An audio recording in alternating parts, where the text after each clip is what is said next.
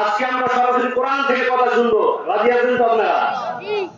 মহাগ্রন্থ আল কোরআন কি ও কেন, এই টপিকের উপরে আপনাদের সামনে কথা বলবো ইনশাআল্লাহ। আমি আপনাদের সামনে সূরা ইব্রাহিমের 2 নম্বর আয়াত তেলাওয়াত করেছি। আল্লাহ তাআলা বলেন, কিতাবুন আনজালনাহু ইলাইক। ও নবী, আপনি আপনার উম্মতদেরকে জানায়া দেন, মহাগ্রন্থ আল কোরআন এমন একটি কিতাব, যে কিতাব সরাসরি আমি আল্লাহ আপনার কাছে নাযিল করেছি। যারা বলেন না সুবহানাল্লাহ। রাসূলকে শিক্ষা দিয়ে আল্লাহ বলেন, লিতুখরিজান নাসা মিনাজ যুলুমাতি ইলান নূর। ও নবী, আপনি শুনে নেন, আপনার উম্মতদেরকে জানায়া দেন, এই কিতাবটা আমি আল্লাহ কেন নাযিল করেছি? মরার বাড়ি কুত্তার জন্য না, এটা মানুষ মারা গেলে মৃত ব্যক্তির জন্য তেলাওয়াতের জন্য না, মসজিদে সাজায় রাখার জন্য না, এতিমখানায় দানের জন্য না। আমি আল্লাহ এই কোরআন নাযিল করেছি যাতে করে আপনি অন্ধকারাচ্ছন্ন মানুষদেরকে আলোর দিশা দিতে পারেন। তাহলে মহাগ্রন্থ আল কোরআন আল্লাহ কেন গবেষণার কথা বললাম? তাহলে আমরা জানতে পারলাম যে কোরআন বিশ্বনন্দিত হওয়ার যে 3টা কারণ, এর ভিতরে 1 নাম্বার কারণ, এই কোরআনে কোনো সন্দেহের অবকাশ নাই। 2 নাম্বার কারণ, যে এই কোরআনের যতগুলো থিওরি আল্লাহ তাআলা দিয়েছেন, প্রত্যেকটা থিওরি, প্রত্যেকটা ইনফরমেশন কিয়ামত পর্যন্তের জন্য বিজ্ঞান আর সায়েন্সের অনুগামী হবে। কোনদিন সায়েন্স এটাকে ভুল প্রমাণ করতে পারবে না। বলি আল্লাহু আকবার।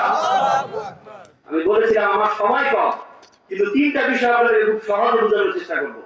3 নাম্বার বিষয়, মহাগ্রন্থ আল কোরআন গোটা বিশ্বের ভিতরে বিশ্বনন্দিত হওয়ার 3 নাম্বার কারণ, আল্লাহ তাআলা এই কোরআনের পূর্বেও 103টি কিতাব নাযিল করেছেন। কোন কিতাবের ব্যাপারে এমনটা বলা হয় নাই যে এই কিতাব পড়লেও সওয়াব হয়, পড়াইলেও সওয়াব হয়। এই কিতাব পড়তে পারলা না, পড়াইতে পারলা না, শুনলেও সওয়াব হয়। শুধু তাই নয়, এই কিতাব যদি কেউ শুনতেও পারে না, প্রতিদিন একবার শুধু ধরে এটাকে বুকের সাথে চুমু খাবে আর জড়ায় ধরবে, বিশ্বনবী বলেন তাতেও তার আমলনামায় সওয়াব লিখে দেয়। বাইবেল আছে, তাওরাত আছে, জবুর আছে, ইনজিল আছে, আর 100 সহিফা আছে।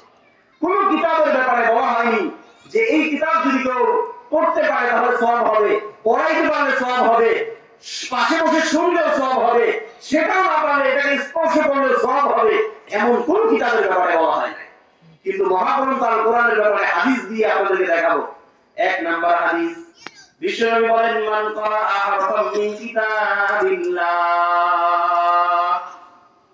উম্মত, তোমরা যদি কোরআন থেকে একটা মাত্র হরফ পড়তে পারো, একটা অক্ষর পড়তে পারো, ফালাহু হাসানা, আল্লাহ তাআলা তার আমলনামায় একটা হাসানা পরিমাণ নেকি লিখে দেয়। সাহাবায়ে কেরাম জিজ্ঞাসা করেন, ইয়া রাসূলুল্লাহ, একটা হাসানা মানে কি? আল্লাহর রাসূল বলেন, ওয়াল হাসানাতু বিআশরি আমসালিহা, এক একটা হাসানার মানে হলো 10টা নেকি আল্লাহ লিখে দেয়। তাহলে কি জানতে পারলাম? যে কোরআনের একটা অক্ষর পড়লে কয়টা নেকি লিখে দেয় আল্লাহ? 10টা নেকি লিখে দেয়। তাহলে কয় নেকি হবে? সবাইকে বলেন না, কয় নেকি? 190 লিখতে হবে। শুধু বিসমিল্লাহির রহমানির রহিম করে বললে আল্লাহু আকবার।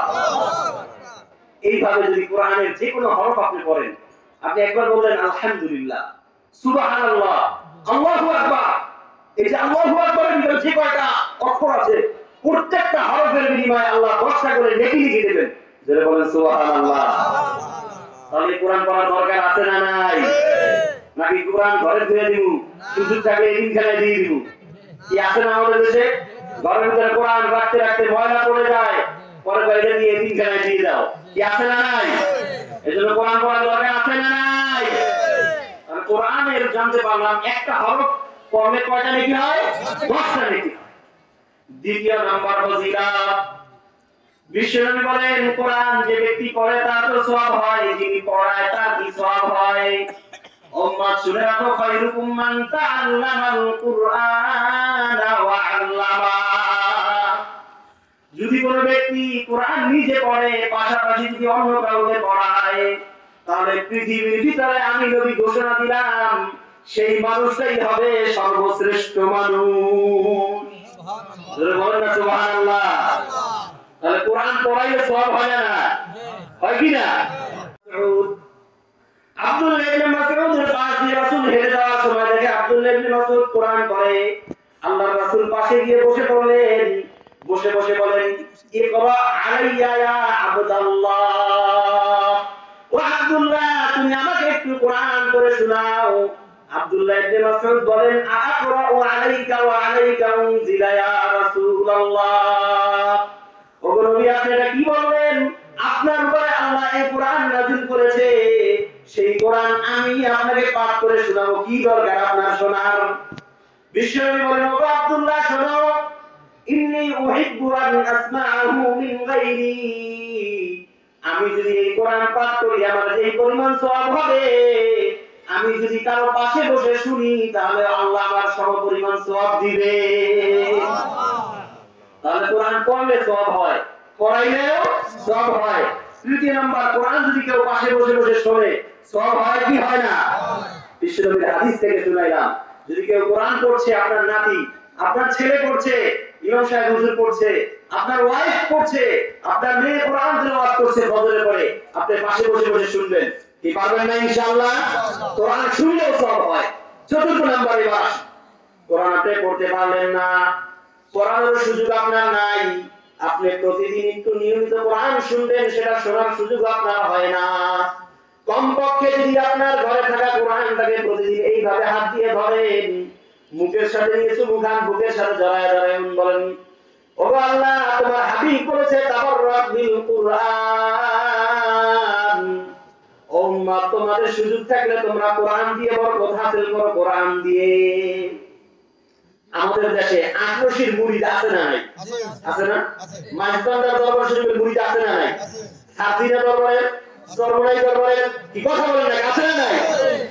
যে যে দরবারের মুরিদ, তারে দেখি মাহফিল শেষে ওই দরবার থেকে আসার সময় বোতলে পানি নিয়ে আসে, মাটি নিয়ে আসে। কেন? পীর সাহেব হুজুরের পূজা পানি। কথা বলেন ঠিক কিনা? কে আছে না? আছে না? অনেক মানুষ হজ করতে গেলে মক্কা শরীফ থেকে, সৌদি আরব থেকে জমজমের পানি নিয়ে আসে, কি আসে না? এই যে পানিগুলো আনে, এই যে মাটিগুলো আনে, কেন আনে? জিজ্ঞেস করলে বলে, হযরত কেবলা, পীর সাহেব কেবলা বরকত। কি বলেন, কথা ঠিক কিনা? বলে কিনা? তুমি পীরের বরকত বুঝলা, তুমি অমুক দরবারের মাটি আনা বুঝলা, কিন্তু বিশ্বনবী বলেছেন তাবাররাক বিল কুরআন। যদি বরকত হাসিল করতে চাও, কোরআন দ্বারা বরকত হাসিল করো। বলেন না আল্লাহু আকবার। রাসূল বলেছেন কি দিয়ে বরকত হাসিল করো? কোরআন দিয়ে। তাবাররাক বিল কুরআন। বরকত হাসিল করার প্রয়োজন তো তুমি কোরআন দিয়ে বরকত হাসিল করো। কেন? ফাইন্নাহু কালামুল্লাহ, ফাইন্নাহু কালামুল্লাহি ওয়া ফারাজা আন। বিশ্বনবী বলেন, কেননা এই কোরআন ডাইরেক্ট সরাসরি আল্লাহর পক্ষ থেকে এসেছে। শুধুই তাই নয়, একজন মানুষ যখন কোরআন তেলাওয়াত করে, কেমন যেন সরাসরি সে আল্লাহর সাথে কথা বলে। জোরে বলেন না সুবহানাল্লাহ। তাহলে কোরআন সম্পর্কে জানতে, যে ব্যক্তি প্রতিদিন সকালবেলা সূরা ইয়াসিন পাঠ করবে, মান করা সূরা ইয়াসিন সদরান নাহার কুদিয়াত হাজাতুহু, ওই বান্দার ওই দিনের যত প্রয়োজন আছে, আমি আল্লাহ কুদরতি হাতে সমস্ত প্রয়োজন মিটাইয়া দেই। জোরে বলেন না সুবহানাল্লাহ। তাহলে কোরআনুল কারীমের 23 এবং 24তম পারায় অবস্থিত এই সূরা ইয়াসিন যদি কেউ পাঠ করে প্রতিদিন সকালবেলা, যেদিন সকালবেলা সে পাঠ করবে, ওই দিনের সমস্ত প্রয়োজন মিটিয়ে দিবেন কে? আল্লাহ। জোরে বলেন না কে? আল্লাহ। এজন্য আমরা প্রতিদিন সকালবেলা সূরা ইয়াসিন পড়তে পারবো না ইনশাআল্লাহ? কি সবাই পারবেন না ইনশাআল্লাহ? সূরা ইয়াসিনের আরেকটা ফজিলত বলি। বিশ্বনবী সাল্লাল্লাহু আলাইহি ওয়াসাল্লাম বলেন, উম্মত, একজন মানুষের যখন মুমূর্ষু অবস্থা হয়ে যায়, একজন মানুষ যখন মারা যায়, মৃত্যুর পথযাত্রী হয়ে যায়, সেই মানুষটা আর বাঁচবে না, এখন মারা যাবে এখন। ওই সময় যদি তার পাশে বসে সূরা ইয়াসিন পাঠ করো, মা মিন মাইয়িতিন ইউকরাউ আলাইহি সূরাতু ইয়াসিন, যদি কোন ব্যক্তি মৃত ব্যক্তির পাশে বসে সূরা ইয়াসিন পাঠ করে, আল্লাহর নবী বলেন, ইল্লা হাওয়ানাল্লাহ পথযাত্রী ব্যক্তির মৃত্যুর যন্ত্রণাকে আল্লাহ লাঘব করে দেন। বলেন না সুবহানাল্লাহ। আপনারা কি আমার কথা বুঝতেছেন না? এই কথা বোঝা যায়? সূরা ইয়াসিন যদি কেউ মৃত ব্যক্তির পাশে অর্থাৎ মৃত্যুর পথযাত্রী শুক্রবার কমপক্ষে একবার সূরা ইয়াসিন পাঠ করে তোমার বাবা মার জন্য বকশিশ করো। বিশ্বনবী বলেন যদি কোনো উম্মাহ তার বাবা মা আত্মীয় স্বজন পূর্বপুরুষ কারোর জন্য সূরা ইয়াসিন পাঠ করে বকশিশ করে দেয়, যে শুক্রবার পরে তার বাবা মার জন্য বকশিশ করলো, আগামী শুক্রবার পর্যন্ত আল্লাহ কবরের আযাব মাফ করে দেয়। জোরে বলেন না সুবহানাল্লাহ। তাহলে সূরা ইয়াসিন যদি কেউ শুক্রবার পাঠ করে, আগামী শুক্রবার পর্যন্ত যার জন্য সেই সূরা ইয়াসিনকে বকশিশ করে দিবে, আল্লাহ তাআলা তার সমস্ত প্রকারের কবরের আযাবকে মাফ করে দিবেন। বলি সুবহানাল্লাহ। এজন্য কমপক্ষে আমরা সূরা ইয়াসিন শিখতে রাজি আছি তো? কারা কারা শিখবেন আপনারা একটু জানান। আল্লাহ সবাইকে কবুল করুন, সবাই বলেন আমিন। কোরআনুল কারীমের আরেকটা সূরা আছে, নাম হলো সূরাতুল ওয়াকিয়া। সূরাতুল ওয়াকিয়া ফি কুল্লি লাইলা। উম্মাহ গোটা কোরআন তো তোমার পক্ষে প্রতিদিন পড়া সম্ভব নয়, যদি পারো কমপক্ষে প্রতিদিন রাতে সূরাতুল ওয়াকিয়া পাঠ করো। সূরাতুল ওয়াকিয়া কোন সূরা? সবাই কি বলেন সূরাতুল ওয়াকিয়া। কি হবে তোমার? রাসূল বলেন মান ক্বারা সূরাতুল ওয়াকিয়া ফি কুল্লি লাইলা, যদি কোন উম্মত প্রতি রাতে সূরাতুল ওয়াকিয়া পাঠ করে, লাম তুসিবহু ফাকাতুন আবাদা। আমি নবী ঘোষণা দিচ্ছি ওই মানুষ যে প্রতিদিন সূরাতুল ওয়াকিয়া পাঠ করবে, জীবনেও কোনোদিন দারিদ্রতা তাকে স্পর্শ করবে না। তাহলে বলেন না সুবহানাল্লাহ। তাহলে সূরাতুল ওয়াকিয়া যদি আমরা মাগরিবের পরে তেলাওয়াত করি, দারিদ্রতা কোনোদিন স্পর্শ করবে না। অনেক মানুষ আছেন আমাদের সমাজে যারা ব্যাংক থেকে লোন নিয়েছে, কি আছে না নাই? কমার্শিয়াল লোন নিয়েছে বিজনেস পারপাসে, ব্যবসার জন্য কোটি কোটি টাকা, চিন্তায় ঘুম নাই। বিভিন্ন সমিতি থেকে লোন দিয়েছে, কি স্পর্শ করবে না। এজন্য প্রতি রাতে আমরা সূরাতুল ওয়াকিয়া পাঠ করব কি না ইনশাআল্লাহ? পারবেন না সবাই ইনশাআল্লাহ? আল্লাহ কবুল করুন। আরেকটা সূরা, এগুলো তো মোটামুটি একটু বড় সূরা, একটা ছোট সূরার ফজিলত শুনাই। রাসূল বলেন, আল্লাহ রাসূল সাল্লাল্লাহু আলাইহি সাল্লাম তার সাহাবীদেরকে বলেন, ও আমার সাহাবায়ে কেরাম, তোমরা কি পারবা না যে প্রতিদিন রাতে তোমরা গোটা কোরআনটাকে এক খতম দিয়ে ফেলবা? সাহাবায়ে কেরাম বলেন, ইয়া রাসূলুল্লাহ, ইয়া হাবিবাল্লাহ, কিভাবে এই 30 পারা কোরআন আমরা খতম করব? একবার বসলে তো আমাদের 2 দিন 3 দিন 1 সপ্তাহ লেগে যায় এই কোরআনটা খতম করতে। প্রতি রাতে আমরা কিভাবে কোরআন খতম করব? রাসূল বলেন, আয়াজিজু আহাদুকুম আন তাকরা সুলুসাল কুরআন। উম্মাহ তোমরা কি প্রতি রাতে গোটা কোরআনের 1/3 কমপক্ষে তেলাওয়াত করতে পারবা না? গোটা কোরআনটা 30 পারা, তোমরা কমপক্ষে 10 পারা কি তেলাওয়াত করতে পারবা না? সাহাবায়ে কেরাম বললেন, এটা কিভাবে সম্ভব, আমরা কিভাবে পারব? বিশ্বনবী বলেন, কুল হুয়াল্লাহু আহাদ তা'দিলু সুলুসাল কুরআন। উম্মাহ কোরআনের একটা ছোটতম সূরা আছে, যেই সূরাটার নাম হলো সূরাতুল ইখলাস বা কুল হুয়াল্লাহ সূরা। কি কুল হুয়াল্লাহ সূরা নাম শুনেছেন না? কুল হুয়াল্লাহ সূরা বা সূরাতুল ইখলাস। রাসূল বলেন, কুল হুয়াল্লাহু আহাদ তা'দিলু সুলুসাল কুরআন।